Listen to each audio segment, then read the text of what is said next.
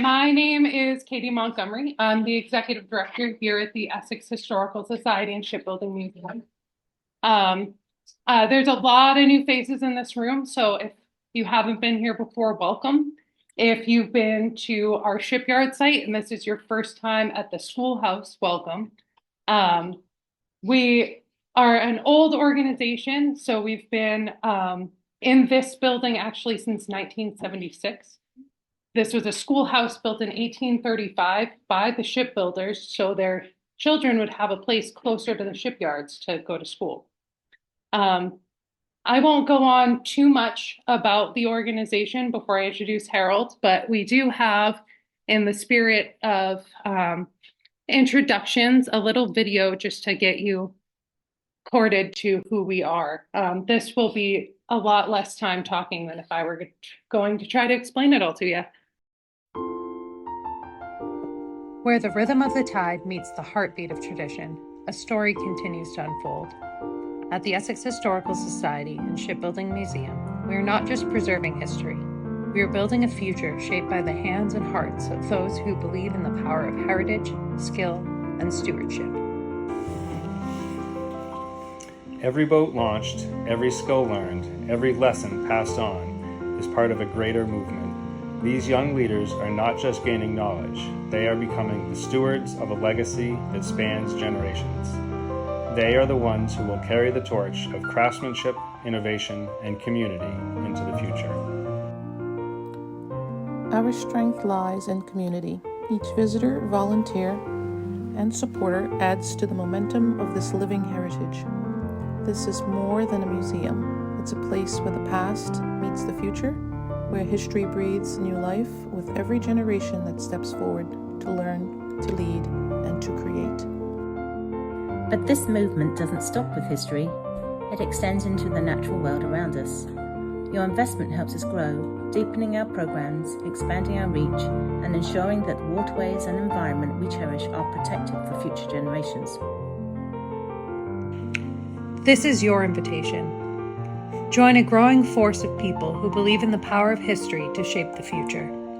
By investing in the Essex Historical Society and Shipbuilding Museum, you're not just preserving the past, you're building something enduring, something profound, something that will inspire for generations to come.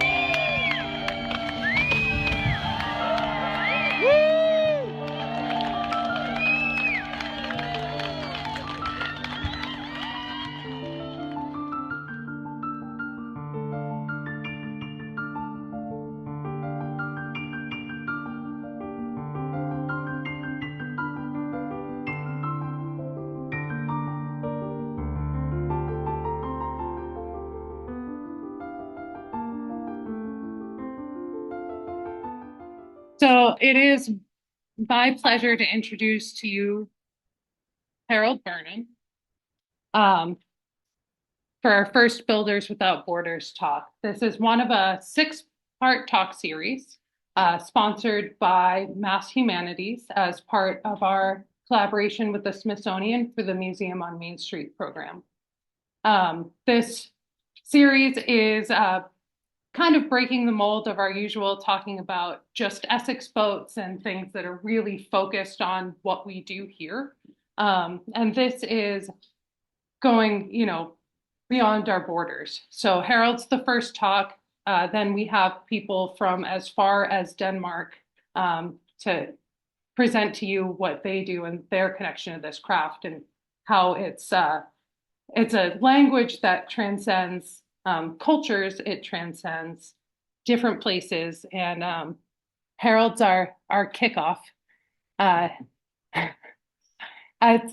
Harold is my fairy godmother, the Wizard of Essex, and our featured speaker for the night. So I will share this screen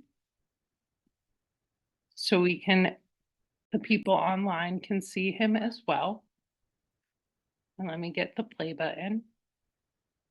And I hope that's the end of our technical blunders and you guys all enjoy.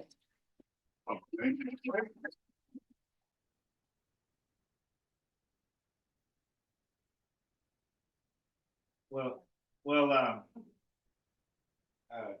I'm so glad that Katie put all this together, and Natasha, and very grateful.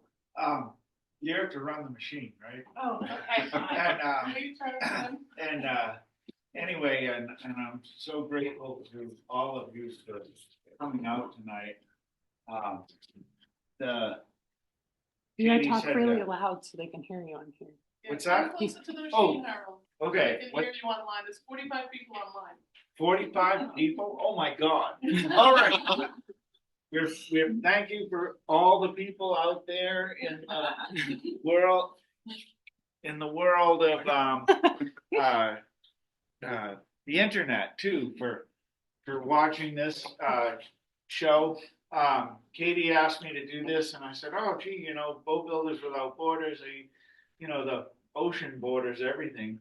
But I thought about. I think on my old photo albums, I have pictures of traveling around the world and seeing boat builders in a few places.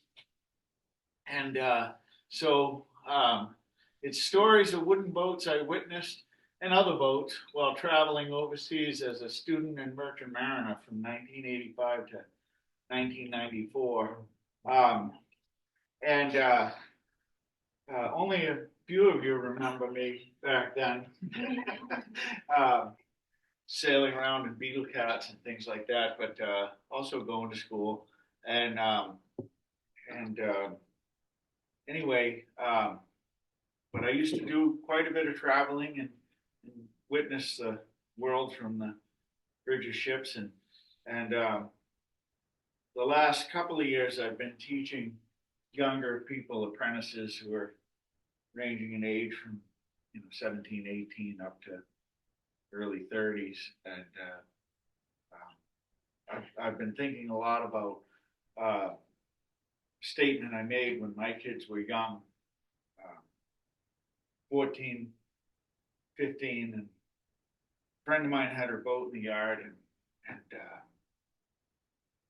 her nephew and his girlfriend came down to work on this boat, and I was working with them every day, and they were 28, and I came in and I said, I think 28 is the perfect age to adopt.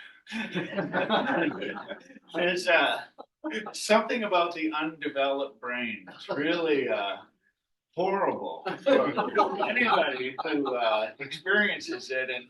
And in order to put this talk together, I had to go back into that horrible time and take out my photo albums and look through these things. And so I've had a real nightmarish weekend putting this together. But I will, and I feel so badly for all the people that had to, try to be captain over this nutcase, maid and crew and whatever. But anyway, we'll go on and we'll just try. I'll try and get you through it. But thank you all for coming. Really appreciate it. And all those out in the internet world. And anyway, this is that's me right there. I know all these characters, but I won't point them out. But that's what I looked like as a young tyke at Mass Maritime, and there was no drinking there at all, as you can see. Let's look through, and this is our school ship that we sailed on. I did two cruises on that, went to different places, and Mass Maritime was a fun place to go to at the time. Anyway. And this, I'm mostly doing this talk on the boats that I saw around. This was in Curacao, and this boat, they referred to these boats as schooners, the locals. And I could barely speak with anybody anywhere I went. I've always been really ignorant because I never learned the language anywhere I went. I just traveled around and amazingly, you can get by a long way with a smile and a nod, and they sometimes even give you beer. So anyway, we flipped along.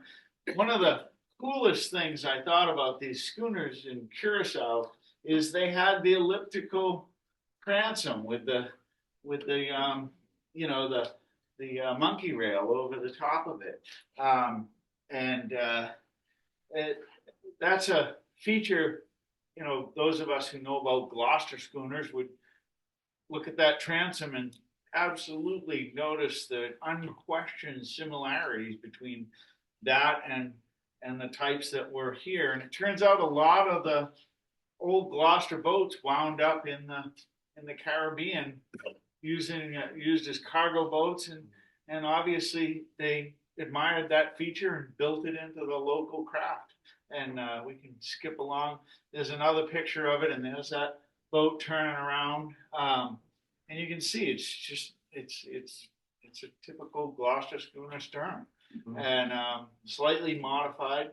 And these guys are on the bow of that boat, and she was more like a rounded bow, but a lot of the little details in the hatches, and very much like our Gloucester schooners. And so anyway, that was one of the boats I saw, and I got my special degree for crossing the equator on the Patriot State, and that was a lot of fun. We can skip on; we don't need to linger there. And I also went as a cadet on the Arco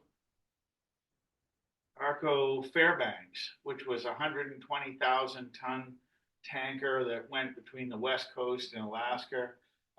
Beautiful old ship with a great crew, and if you hit the button, it'll actually pan. See, this is Valdez, which is an amazing place to those who've never been there. And this ship back here, it could be the Valdez. It's about the size of the famous Exxon Valdez that within about a year of the time these pictures, or actually a few months of the time these pictures were taken, actually got into kind of a mess. But the mountains out there were absolutely beautiful and came right down to the water. And I got to go, I don't know how many trips we did in probably 2.5 months between Alaska and the West Coast, and we traveled all around the West Coast and looked at boats. And if you keep flipping, this is going under the Golden Gate Bridge, and you can see there is really just a child cadet, and this is San Francisco, and I love San Francisco. The fish docks are right in the center of the town. If anybody's ever been there, and you can look at these old fishing boats. I don't know if they're still there. This was a while ago, but you can flip along, and some of the boats I just really admired how much they could get into a very small boat, and the boats looked very European and really interesting, and crawling around there, in addition to crawling around in Telegraph Avenue and having to do other fun experiences. Get that.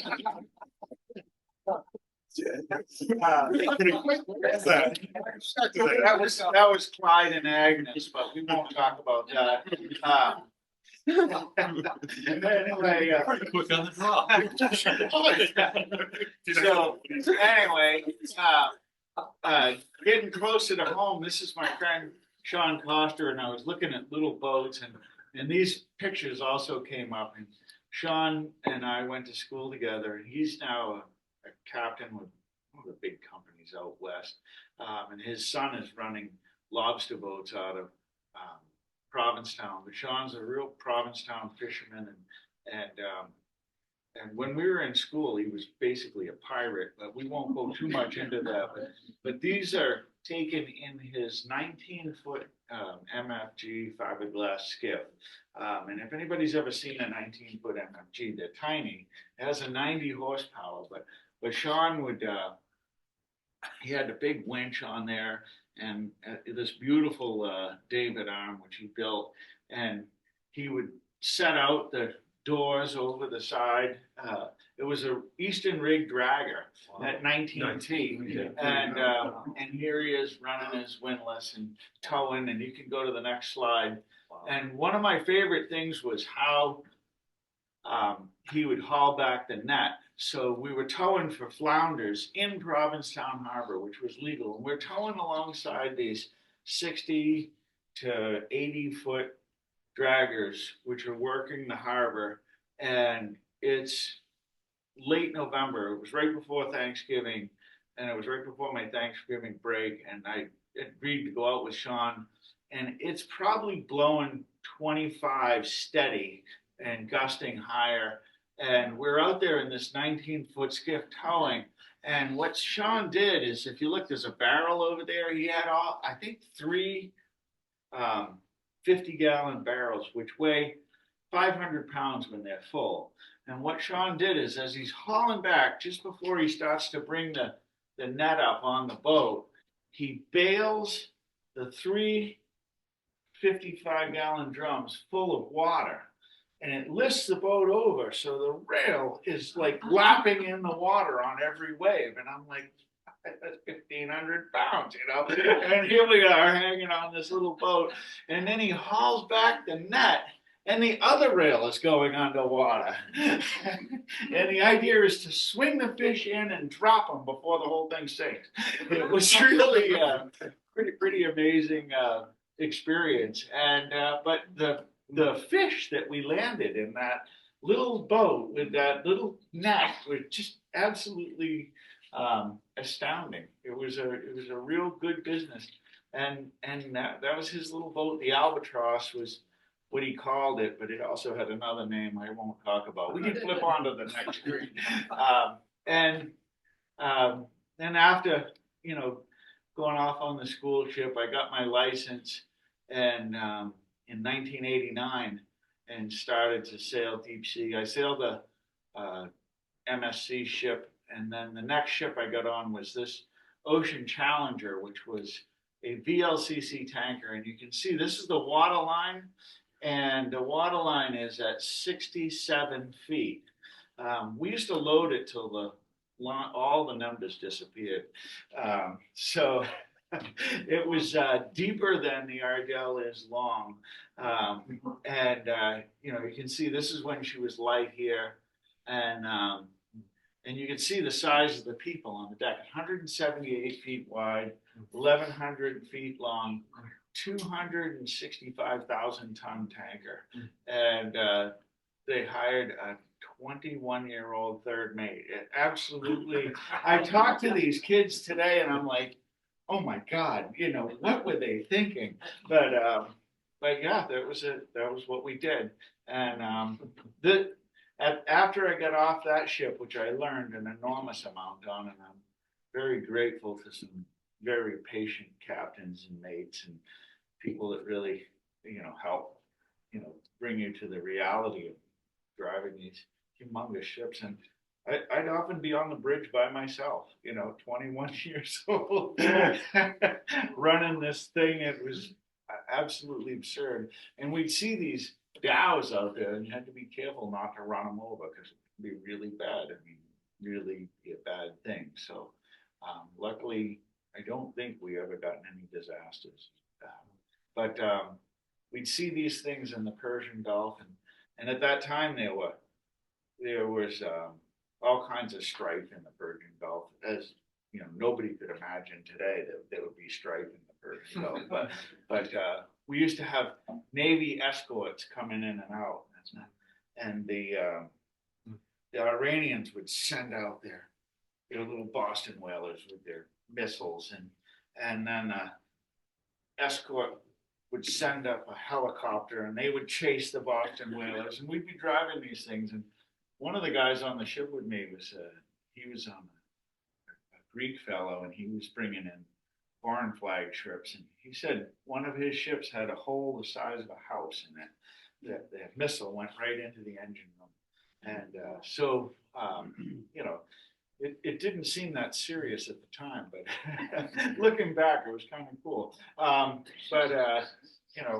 Anyway, when I got dropped off in this place, Fujairah, and they took us to this little,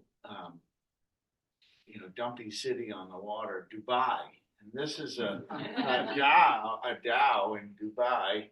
up on the beach, and I was staying in this one. It was like one of the only high-rise buildings in Dubai at the time, and there was a little bar downstairs, and I got bored there, and I wandered across the street and found all these dhows, and you can flip on to the next scene. It was the closest that I could imagine to myself walking back in time in Gloucester. I mean, there was, I don't know how many in a row, and they were 8 deep, and they were filled with fishermen. And the fishermen, while the Iranians are coming out and everybody's threatened by them, and they'd had the hostage situation and all that other stuff.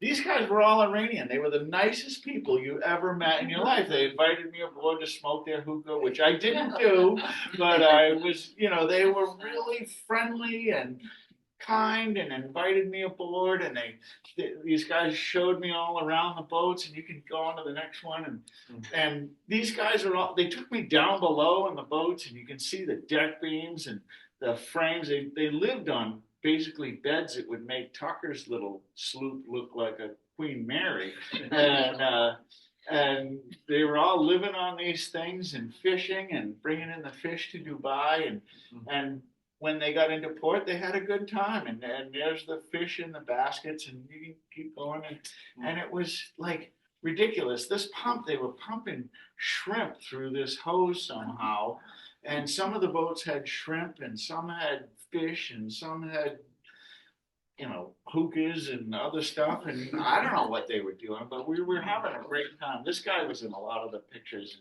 Anyway, keep going, and that's what I looked like at the time. So you can see that they were not afraid of me. They were like, this guy's doodling just like us. So anyway, and I found this on the internet. This is Dubai 91. I was there in 89, and this is 2005, and this is today. So I can't imagine, that it's much different than around here. We had a lot of Eastern Rig draggers at that time in Gloucester, and they're all gone. But we don't look like that. This ship here was another ship I was on. I can't tell you the name of it or too much about it because we were smuggling. We were bringing West African crude oil into a nation that wasn't supposed to have crude oil according to OPEC and other things. But from where we discharged, we went to Greece, and you can go on to the next slide. And Greece was fabulous. It took us about 5 days in Greece for the Greeks to go through our ship and rework all of the paperwork that made it look like we didn't discharge our oil where we did, and we discharged it in La Vera, France, which was okay to discharge according to these other people. So we smuggled 2 million barrels of oil into the country, and the Greeks could clear that up and make it go away, and they were fantastic. But these were the boats that were down in Greece, and while I was in Greece, most of the time I spent with my cousins, and my cousin Frances and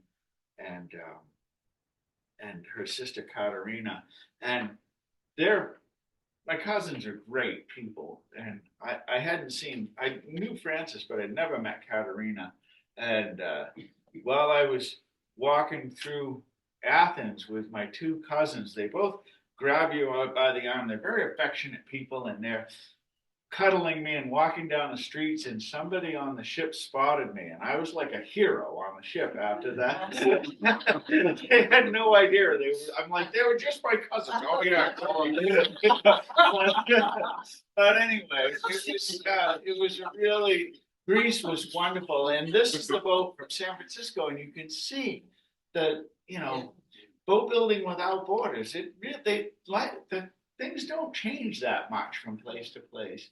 And matter of fact, Mary Kay found a picture of the Ardell in Greece, and she calls it the Greek Ardell. It's a boat in Greece that looks exactly like the Ardell. Same rig, same everything, devil ender, same colors. It's weird. Luckily, there's a little bit of Mediterranean blood in me, so who knows? But anyway, And this old guy was laughing, and you can see how nicely he's dressed and his collar buttoned up. And this guy's got his plumber's crack hanging out. And he's giving him the, what are you doing here? This guy's taking your picture. So anyway, we can go on to the next one. After we left Greece, this is a ship going through the desert. And we went through the desert back to where the dhows were. These two boats were some of the weirdest, one of the weirdest things I ever saw. In the background, you can see India. It was probably 35 miles away, the southwestern coast of India. And this guy is standing up. This boat is probably 18 inches wide and 12 feet long. And this one might have been 14 feet long. And I thought I was crazy sailing on the Maine coast. I'm like, what are they doing out here? I have no idea. And we sailed by them, and I'm like, good luck. And anyway, we went to Korea from the Gulf. Once we got into the Gulf, we went in and loaded in the foreign port we can't talk about. Anyway, we went to Korea with the oil and discharged in a place called Yosu, Korea. We do a lot, a big refinery. We keep going from there. And this is another ship I was on. And this was like the ship of fools. My friend Scott Eddington and I met on this ship. And we're going out past Gloucester. And he's like, I said, oh, yeah, I'm kind of from Gloucester. He goes, I'm from Gloucester. And I said, well, actually, I'm from Essex. He goes, I've been from Essex. And, the conversation went down from there. And it turned out he had boats that I had sailed on before he owned them and after he owned them. And anyway, but he's the one who also got me into the charter business. But at the time, I was the unknown mate. I don't know if you remember the Gong Show where they pulled the bag and they had the unknown comic. I was the unknown mate, and this is the bosun, and she was one of the stewards. And I don't remember this guy, but he looks like he's having a good time.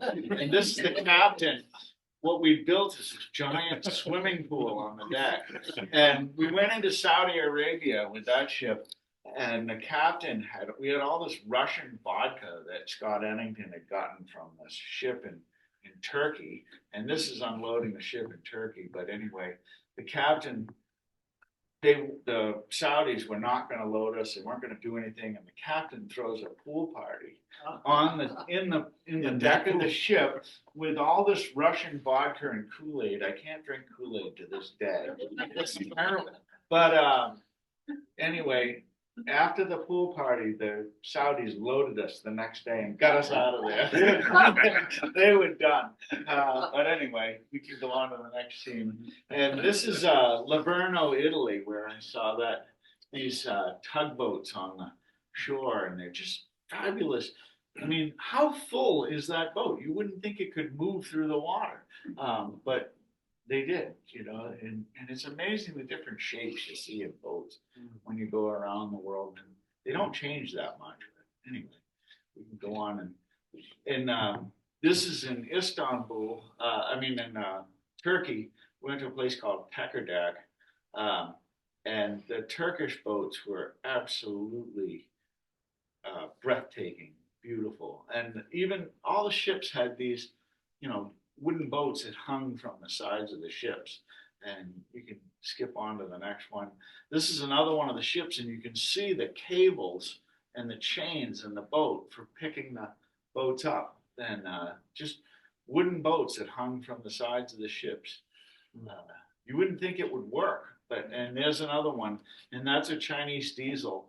The same engine, I'm sure, that the Lily had, the little scow that used to run out of Maine and Florida. But you can see it's got the cables and chains for picking them up on deck, and that's what they would use for launches when they were running these ships around.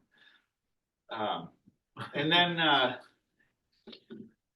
this thing here came from a famed Christmas party.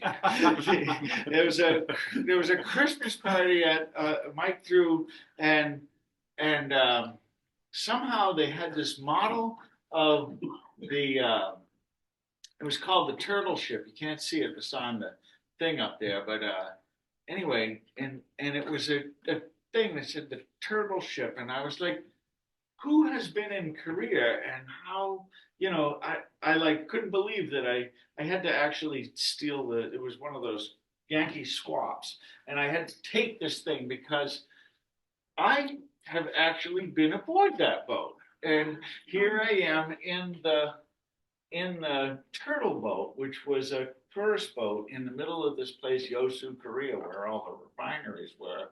And these people are down in the bottom of this thing, and it's the one in Yosu is a replica, and it was a famous boat where the Koreans used it to kill the Japanese or something like that. And I don't know what the story is, but I was in this thing. So just the weird coincidences in life. And you can go on to the next one. And this is the Valiant, which was a little ship. It's amazing when you get off a 265,000 ton tanker and you get onto a 400-foot ship. It seems like a toy. You can do anything with that. It's like this little thing that you can drive around, and that's a Valiant. And it had I think it was Dutch built or something, and it burned in New Orleans. And the company that got it for a song because it was just burnt out.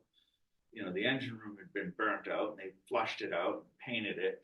And because of the way the Jones Act works, if you paint it and the paint is worth more than the ship, then you get your ship reflagged as American, and you can work for MSC Charter, and that's how I was on that ship. And it was doing a lot of Far Eastern work. And this is Yosu, and we would go into Yosu, and there was a place where we would load the ship and then take the cargoes to American military bases. And while we were loading, we were at a buoy offshore, and so we'd have to take a launch ashore. We'd anchor a lot of times, and we'd have to wait for the place to load. And they had the union had a thing that would take you to a launch ashore. And when you got to shore, there was a car waiting, and the car would take you to the brothel. There was no way that I knew of to get ashore without first going to the brothel. And I was not really interested in that stuff. I'm not really, but it was like, that's the launch dropped you off and the taxi picked you up and they took you there. And so not being interested in the brothels, I found the turtle boat, and then you can go on to the next slope. And then when I saw the turtle boat, I was looking out through the side of this turtle boat, and I'm like, what's that over there? And I found Essex in the east. And if you see this, it's very tidal. This long bay runs in and out, and these boats were everywhere. When we were going in and out of Yosu, we would see these fishing boats run. And so I was very interested in the fishing boats. And here, this is very much like Essex. You park your boat on the beach and then you scrub it, or whatever you want to do. And you go on to the next photo. And again, here they are. They got the boat up on the beach and they're scrubbing it. They're using torches to blow off the barnacles or what have you. Giant sea clamps laying around everywhere. And I found this keel laying under the tide mark, soaking up, and you can go on to the next. And then I walk a little further, and they're building these boats, and they're the most beautiful little boats. They all have these two short planks on the front of the keel, and that allows them to start running the planks up the stem and planking the flat bottom, and it gives them enough so they can twist those planks up. This is the after end of the keel, and you can see it's kind of open there, and there it is, a big chunk of wood. Go on to the next one, and I'm walking further out onto this peninsula. It's like this big bay, and it's a lot like walking along the river. There's like mud and dirt, rocks and mud flats, and this boat was being worked on, and they had it a lot closer to being finished than that other one. And there was 4 or 5 people working on it. And they're getting the propeller shaft lined up and the rudder dropped in, and you can see, I mean, this is all happening while I'm taking these photographs. You can go on to the next one, and I'm looking at this thing over, and it's got this, beautiful rail and bulwarks up here and chine, and there's that funny little pointed piece of wood, and you can go on. And then I look over and I'm like, what is that boat with the flags on it? So I go along a little further, and of course there's a person looking under the boat, and there's the bow, and I get underneath, and what had happened is very much like Essex. They had tried to launch it over this rock wall, and when they got it over the wall, the thing tipped and jammed its rudder into the mud, and it was absolutely stuck there. And so, in the typical fashion, these guys are here, they tied a bunch of barrels under it, and then they started drinking. And, you can go on to the next photo. And while these guys are drinking and carrying on, the women are digging clams, and then they're boiling the clams up here, these two guys. And these guys were all boat builders, and this is the captain. He was totally disheartened. But these guys were drinking and carrying on, and they invited me into the mix, and I could not speak a single word of Korean, and they could not speak a single word of English. But somehow they looked at me and they knew that I got what was going on here, and probably understood that I had been through this type of thing. And so, you could communicate with a smile and a laugh and a few beers. And so I hung out with them for quite a while, eating the clams and hanging out with the locals, and you can scoop. And then when I headed back, this is the boat that I saw before I walked out there.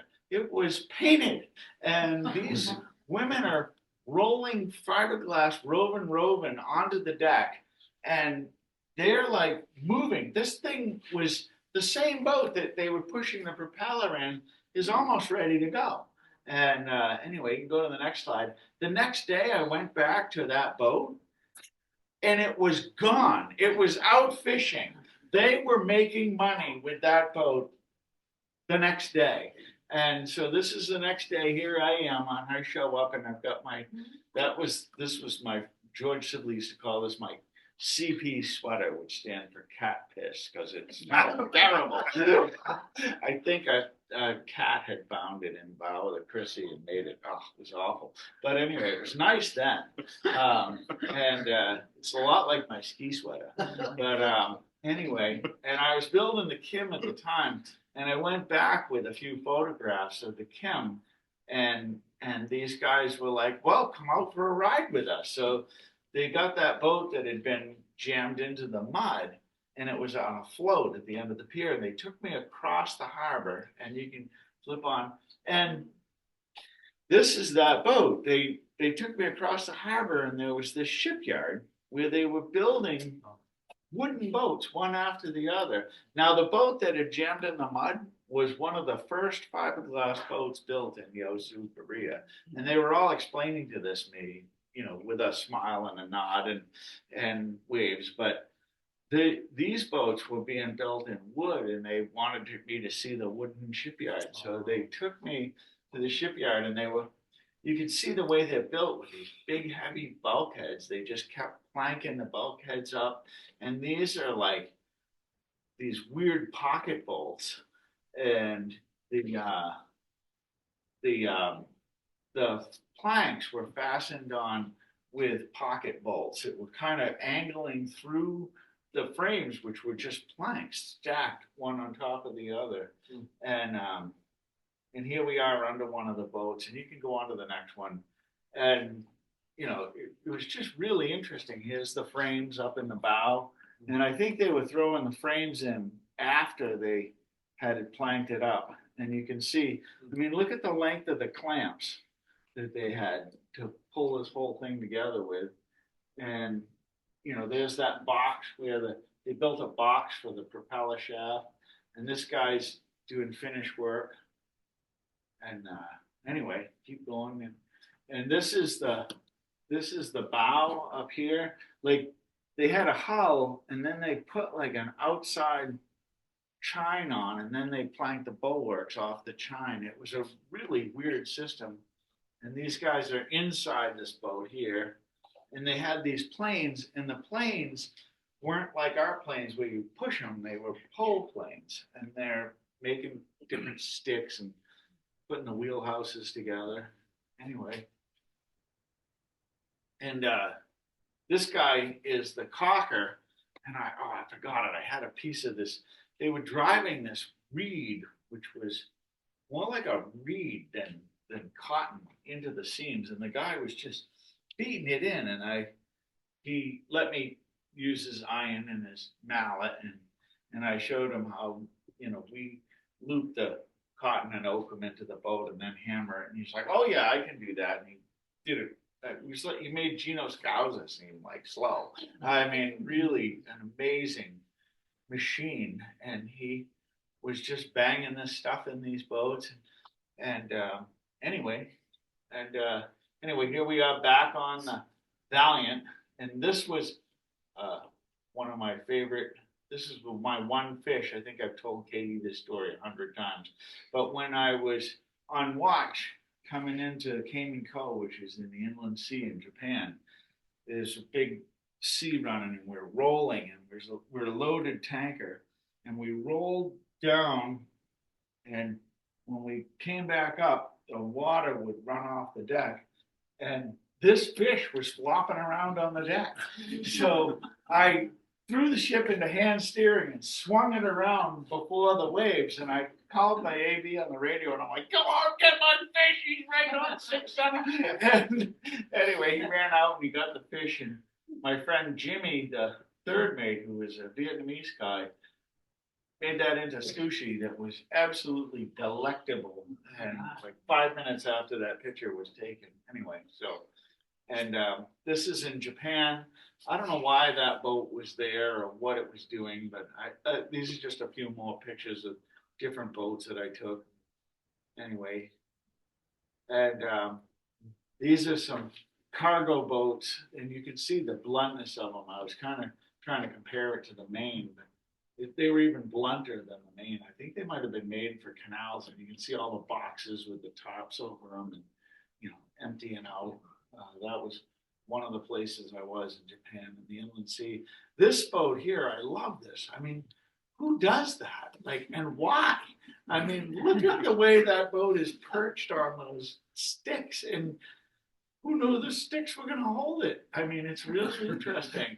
And anyway, this is a cool thing I found in Japan, and I don't even remember anything about it other than I found these photographs, and it sort of reminded me, these boats were these beautiful boats which were all connected together into a bridge, and they were out of the water at the time, but it looked like you could launch them and make a bridge across a river. Why you would do that with something that nice, I don't know, but there they are. So, and there were other boats all around in different areas, and you can see it's a lot like Essex, mud, and here you can see we're not that much different. I mean, really, the proportions are similar, and so, and here's some more of those little skiffs when the tide came up, and there's our Essex Shipbuilding Museum research and education vessel. So anyway, and this is my dog Lucky, and I wasn't going to say anything political, but I won't say where in the world we were, but the crew of the Valiant sprung Lucky from a restaurant. And there's some people who are saying that, foreigners are coming and eating our pets. But I have to say, we were going to foreign countries and petting their food. So, but Lucky was a wonderful, wonderful dog. I did have to. Grateful, no doubt. Yeah, and a grateful. Very happy dog. One thing about Lucky, though, is when we went into Japan, there was these beautiful temples, and you would take your shoes off when you went into the temple. and all of a sudden we started to find shoes around the deck of the ship, and I had to make a special door to keep Lucky on, and he was restricted to the ship after that because we know he was stealing shoes. And I can't imagine anything more aggravating than getting out of the temple and having one shoe there. So yeah, so we restricted Lucky to the ship, but he was still going on the Valiant when I got off. I think I spent 6 or 7 months with that dog at different times, and he was a wonderful little pup. And I never tried to eat him. So, but there he is. So, does anybody have any questions about? Yay!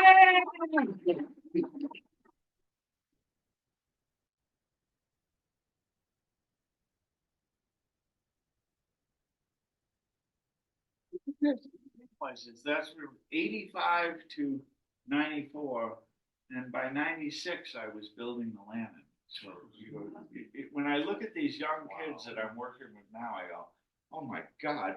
Yeah. And I think of some of the young ones I used to work with who now I work for. So anyway, but God, I shouldn't tell you about mosh pits.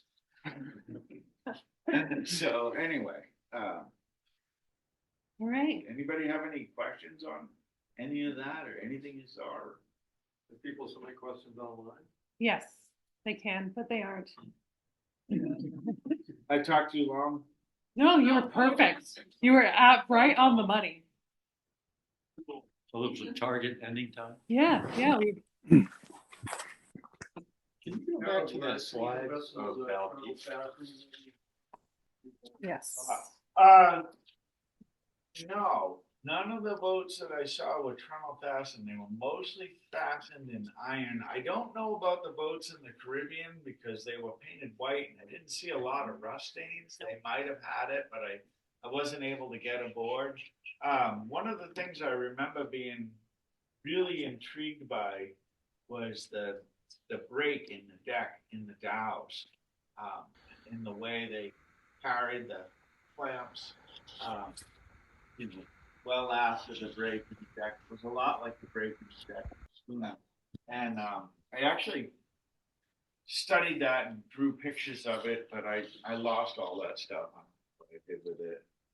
And there were some of the boats when I was going around that I would actually draw up little details of, but I found a couple of those in the photographs. But I really had to dig through 10 years of life in order to, and there was a lot going on in that time of my life other than the boats and sailing. So it was an interesting weekend. I didn't see any plywood in the picture, so did they have blade decks or plywood? The dows and stuff. Yeah. I think those were all pre-plywood. That's the yeah. way it feels. The boats in Korea. I saw some of the big logs that were coming in. I believe it was Luan from the Philippines that they were using to build those boats up. Yeah. Mostly Luan. And build everything up. Yeah, and everything was Luan. Yeah. Which is pretty nice material to work with. And it might have been some other things because there was some that were bent, and the Luan that I've worked with has been kind of brittle. Oh, what's that? This thing looks like Oh, that's a tanker out on probably coming in or going out. In the boats that was built and launched in the day and went fishing, the catch would go in those small holes, or would they store the catch on the deck? There was some of the dhows that I was seeing that had the holds were filled with fish and water, sort of a slurry, almost like a carrier, sardine carrier. And some of the Korean boats, if you notice the way they built them with those bulkheads, they could segregate the compartments pretty easy. And I'm sure there were live catches kept on those. I didn't get aboard too many of the ones that were actually working. Um, I was aboard the one that was riding around, and as they say, this was before Katie was born, so it was quite a while ago. Call me old. Yeah. That's what I heard. Yeah. Hey, Harold, one of the boats you had, I saw what looked like military equipment down in it. You had told me a story many moons ago. Something fell or was dropped. Two and a half. It Yeah. did the hose. Yeah. Was that Yeah. that That was on that. I was on a couple of military sea lift command ships or MSC ships, what we call them, MSC charters. There was a lot of that going on, and I don't know what the industry is made up of today. I really just haven't kept up with it, but the ships, when I was going to see that you could get a job easy, the wages were very low comparative to even shore jobs. But the ships were kind of like ships of fools. It was really fun. And a lot of the ships were really older, and it was you were struggling to keep them going. The engineers had to work really hard, particularly during the Desert Storm War, which I was right in time for. I mean, some of those engineers were like they were pulling the ships and the engineers out of mothballs. And I was hearing stories of boats coming into different places in the Gulf where the diesel generator was the only thing that would make them power, and they were running the forced draft fans and the steering gear, and the captains could deal with that. And it was really, they were held together with baling wire and chewing gum, and the guys could pull that off as well. Not really the ideal system that you would think of today, but the difference between today and then was you had people that had spent their lives, tying things together with baling wire and chewing gum, so you could actually make it work. I think today's engineers are not that